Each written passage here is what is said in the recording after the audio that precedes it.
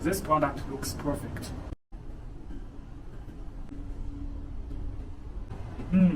Done.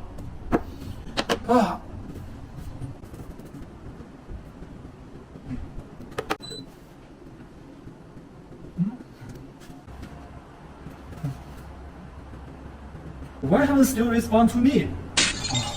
Yeah, this one. Page details. Thanks for your time to show me your samples and factory. I'm very satisfied, but I still need some time for further consideration. I will call you later. Bye. Hey, do you also use the Made-in-China.com app? Yeah.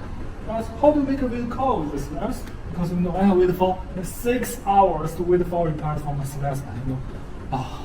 Don't you know the app has launched a new function? What's the new function? You can directly call the supplier. Wow, sounds great, but where did I find it? I can't find it. Wow, where's it? Are you still using the old version? Okay, let me help you. It's simple. Okay. First, you should update Made-in-China.com app to the latest version. Then you will see the Call Us button.